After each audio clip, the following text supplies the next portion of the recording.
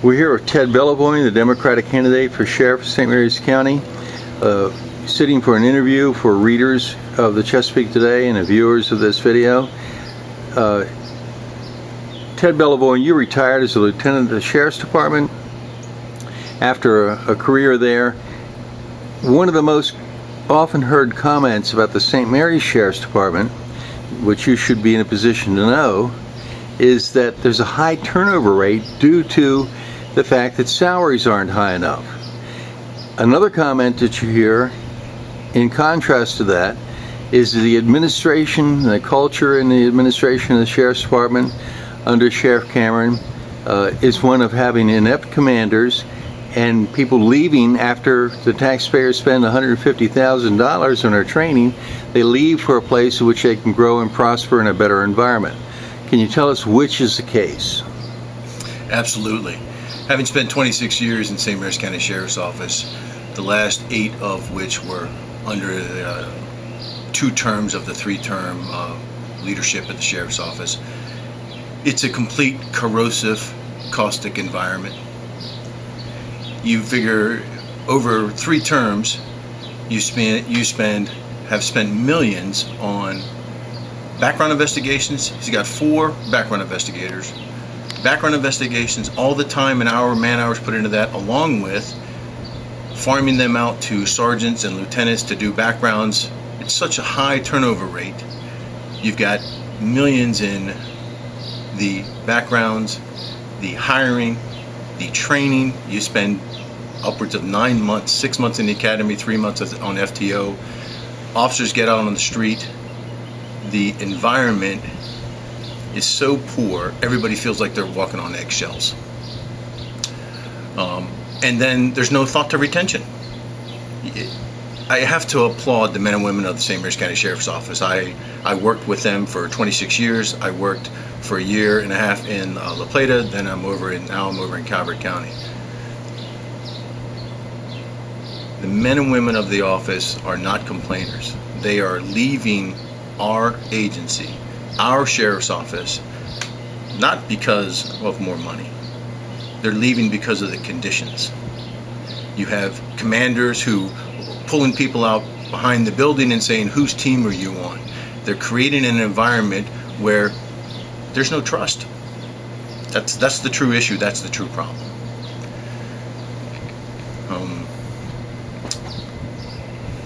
So here we've done it for 3 terms, every term after each other, and we spend millions to bring these people in, and there's 0 on retention. When I say I applaud the men and women of the office, it's because it's been a silent protest. For the most part, all you have to do is drive by the office and see 30 cruisers sitting up on the hill. Those aren't spare vehicles. Those are bodies. Those are people who have left to go to other agencies. Their love for law enforcement hasn't diminished, but they're going into service in another community. They're being recognized as Officer of the Year, they're being recognized for commendations and awards, and they're prospering in other agencies. Walk into any agency in the state, identify yourself as coming from St. Mary's County, and the first thing they'll ask you, that agency will ask you, is what is going on in St. Mary's County? It's a true problem, a true problem. We're here with Ted Belleavoine, who is the Democratic candidate for Sheriff of St. Mary's County in 2018 in the November general election. Ted Belleavoine, you have identified the reason that people are leaving the Sheriff's Department. Good, qualified, well-trained people that taxpayers have paid a lot of money for. They're leaving not because the salary here is lower than other jurisdictions in the state of Maryland. They're leaving because of the culture and the leadership which is established by the sheriff and the commanders. We've seen the commanders of Sheriff Cameron involved in approving and conducting live fire that ended up putting bullets into the home in Wildwood where a baby was sleeping in his crib just a few feet away. And Sheriff Cameron promised a report on that. We never saw it. We've seen 2 of the commanders that Sheriff Cameron has promoted twice being involved in the newspaper raid where they cleaned out newsstands before voters could read those critical articles on election day. and they were held by the United States Fourth Circuit Court of Appeal to have violated the constitutional rights of the people of St. Mary's County, yet Sheriff Cameron promoted them. We've seen another of his commanders, Alioto, who was a captain of narcotics, quit while he was under investigation for lying about criminal cases. These criminal cases could cause, and his deceit and his lack of candor and his directly lying could cause many dozens of cases, both in local, state, and federal court, to be reversed and cause these dangerous criminals to be let loose. So at this point, and then we have his assistant sheriff who lied during the trial board about Correctional Officer Kelly Lowther actually smacking him when there was no evidence to see that on the video. And his fraternizing with the employees in an Ocean City bar by itself would be enough to demote him or fire him in most any other agency. But Sheriff Cameron promoted him after that. If you're elected sheriff, what in the world would you do different? Well, on the first part, the sheriff's office has, and the deputies, all the officers, correctional officers, civilians, they have a very good salary and benefits package. It's very comparable, very competitive throughout the state. On the second piece, when we're talking about commanders, the commanders have been in place too long. They literally are in the mindset of protecting their little fiefdom. They're not focused on empowering their employees to do the best that we can for service. When you have bad managers, some of the traits that they exhibit are clear. Number one is they need to talk over you. They feel the need to yell at you or make you feel inferior. Number two is if they can't get your attention, then they suppress your voice. Some of the things that the community is not aware of, St. Mary's County is not aware of, is one of the first things this administration did when it came into office was it limited who could talk to the press to 3 commanders. I understand that. That's probably a good business tactic in any quasi-military operation. But the next thing that came in is where the problem lies, and that was a policy of undermining the sheriff. That's pretty broad, and we never had seen that policy. We didn't understand where it was coming from until in a command meeting, and I'm sure the community is aware of the problems we've had with the radio system. In a command meeting in the first term of this administration, the command walks in with a newspaper article, and it talks about 2 officers were overheard talking about the radio system was going to get somebody killed. They determined that that was undermining the sheriff, and they wanted those 2 officers found. And it was the implication was very clear: find them, charge them with this termination violation, and then they were going to get rid of those officers. There were 20 commanders in the room that understood that. So basically, from that point, it was like, okay, now you might not want to say anything because somebody's job's on the line. We're going to dangle a job on the line, affect somebody's career. And number 3, when all else fails and you have someone who has a voice, you try to discredit them. You do the best that you can to get information out to the public, whether it be through formal means or informal means. What I've experienced at the office is a very miserable, poor environment.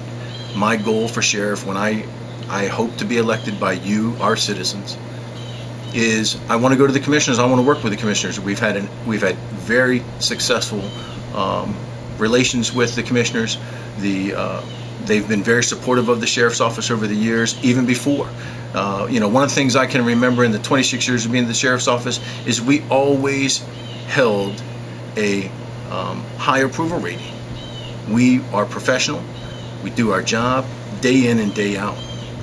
But one of the things I want to approach the commissioners with is asking for a chain of command alignment. Some of these commanders need to go. They've been in place for too long, 15, 16 years, and are not looking out for the best needs of the community. You can look at the suppression of the officers as a clear key of what that is. I'll tell you a little story real quick. I'm sure some of you are aware of the event where a commander came into a commissioners meeting and basically yelled at the commissioners and said, "You don't know what you're doing. we're the professionals. We should be doing this and that. And that was Major Horn. Okay. Right? I don't want to name anybody. Well, it's on video. It's a county record. I have a real hard time with this. I want to remain professional above all, and I want to ensure the citizens of St. Mary's County that the sheriff's office, its personnel, the men and women there, are simply second to none. Well, what you're not aware of is a meeting that was held within 1 year of the first term of this administration. I know you've seen it many times before, where the head of the agency will come in and he'll say, "Ha, you know this," or "Ha, you know that." Well, he did that. He came into a meeting with, well, first, let me back up a little bit. The administration asked all the mid-level supervisors, what's going on? Why is manpower so poor? Or not manpower, why is morale so poor? Tell us what's going on. Be honest and give us the information. Don't filter it. We need to know. So the next thing you know, we're called into a meeting. The same gentleman the same officer that got up and yelled at the commissioners after being predicated by the boss and saying, "Hope you guys enjoy your meeting. And if you don't want to be supervisors after this, see the major right there and he'll find a replacement. There's a list for you." And then for 90 minutes, we were yelled at and cursed like we were animals, because we had simply sent the information up saying these are the issues that the men and women of the office are experiencing, the problems that they see, and we were the problem because we did that. My hope with the commissioners is to put 4 or 5 appointed positions, just like Charles County has. Sheriff Barry has done a very good job in Charles County with the appointment process, which doesn't allow somebody just to merit to stay in that position for 15 years and not learn or grow. We're all at our best when we're learning something new, and that command should change every 3 to 5 years in order to learn and to prosper. Ted Belleavoine is the Democratic candidate for St. Mary's County Sheriff. He's running in the general election in 2018.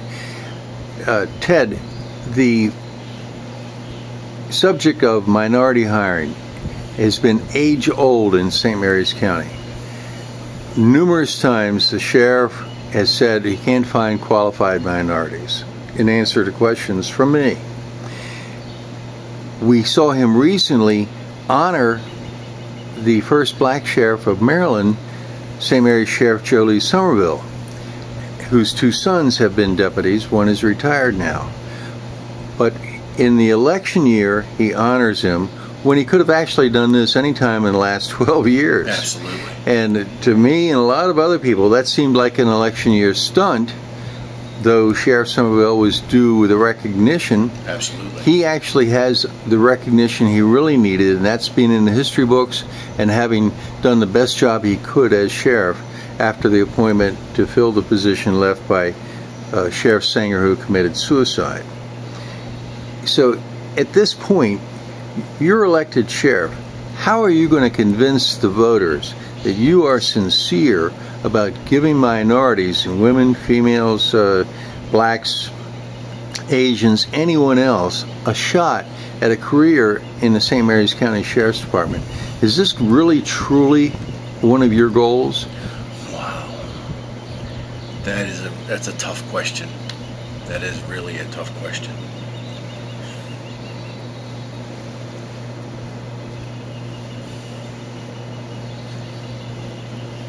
Sheriff Somerville's event was an excellent event. He's an excellent man. He's an excellent gentleman. I didn't have the opportunity. I wish I had the opportunity to work for him, but I did have the opportunity to work with 2 of 3 of his sons, Kevin and then Joey.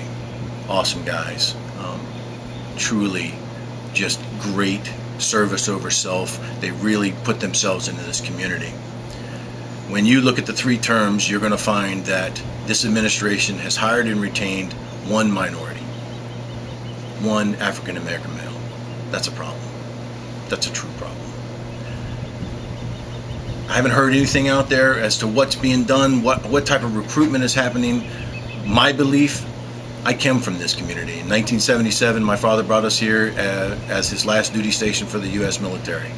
I grew up in Lexington Park, many friends, many communities that I know folks. My answer, short for right now, that is just a tough question, is I'm going to ask those communities to invite me into your community, invite me into your home. Let's have a real conversation about what's going on. And my belief is, and where I come from, where my angle should be, is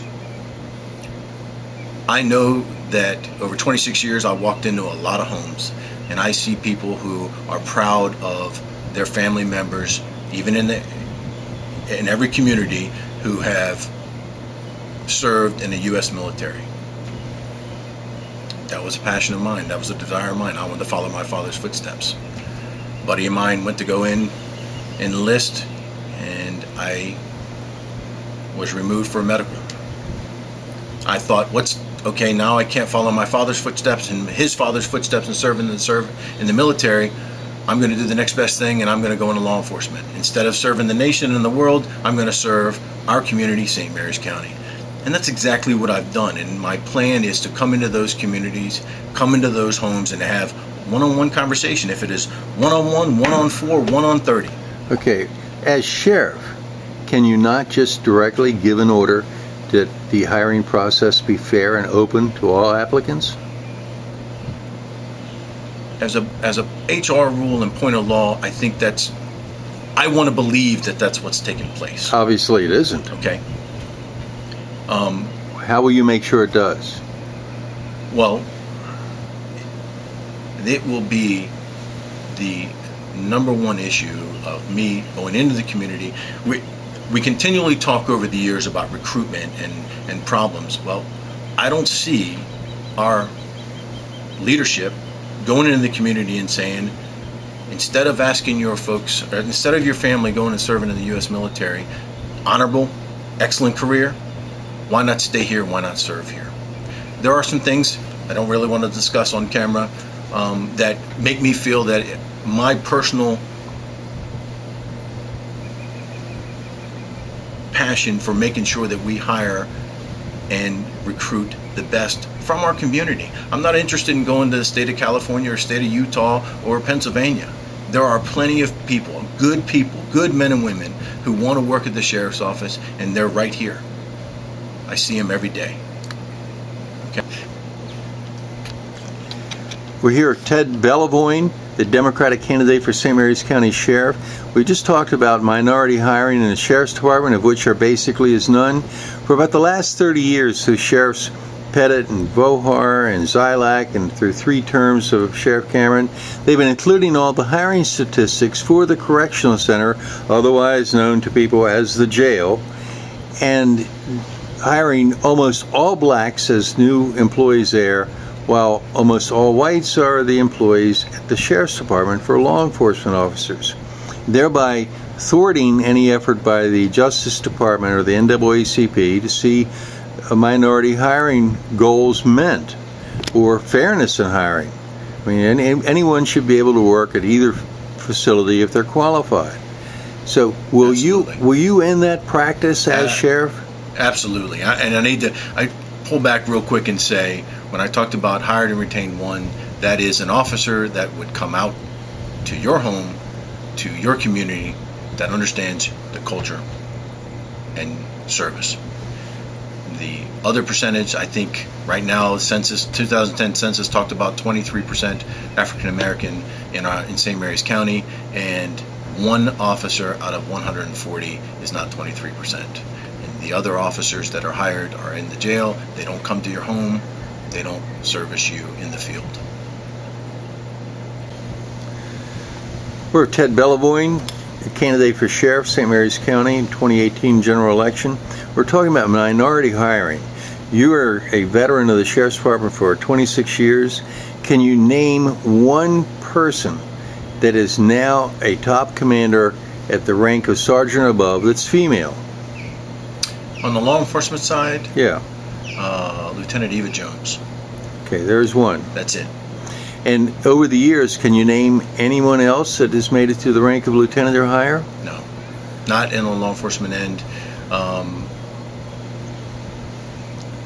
I know we've talked about the environment, the caustic, corrosive environment that is internally in the office. The two highest ranking females have resigned and moved on to outside the agency, left the agency. Sergeant Cindy Allen? No, I'm not talking about law enforcement. I'm talking about civilian. There was a no, I'm talking about law enforcement. Law enforcement. The highest ranking female officer, I believe, is Lieutenant Eva Jones, and she's probably been a lieutenant for several years. I don't think anyone. There is no one else of. Sergeant Sarah Smith Is a deputy. And she's a sergeant. Okay. Yeah. Good. She was an excellent detective. Came out and got promoted to sergeant. Okay. Any female ever make it to the rank of captain? No. Never. Major. No. Okay. All right. Thank you. Okay, we're here with Ted Belleavoine. He's running for St. Mary's County Sheriff in the general election in November. We have an issue over the last few years where Sheriff Cameron decided to encrypt the main channel of emergency frequencies, which denies the average person the ability to know anything that's going on in a neighborhood. He substituted for that his cheery broadcasts on social media and Facebook and Twitter and everything to tell you the version that he wants you to hear than actually what is going on. He's even supplemented it with a $65,000 a year public affairs officer, which is $20,000 more than the money paid to a newly hired deputy. So, as sheriff, will you try to restore the real communications to the public by taking the encryption off the main emergency channel and also making sure that emergency calls are broadcast to the state police as well as to the deputies so they can respond to calls as well? Absolutely. When I started in 1989 with St. Mary's County Sheriff's Office, there was no encryption. And what I found, there were several situations where there were hostile large fights, and the community came out to actually aid me because they heard on the scanner what was going on, an officer in need of assistance. I do not believe and do not feel that the main channel should be encrypted. We have several others when you talk about hostage situations or volatile situations or sensitive situations that we can switch to, but the community needs to know what's really going on, not the highlight reel. When it comes to simulcasting, I understand that there is some scenario where this leadership has taken command of the ECC and its simulcast or something along those lines. Again, I come from a time when ECC was an independent entity, Emergency Communications Center was an independent entity, 911, and they simulcast to state police and St. Mary's deputies. We are doing the same job. We respond to the same calls and crimes. Maryland State Police has been fantastic in St. Mary's County.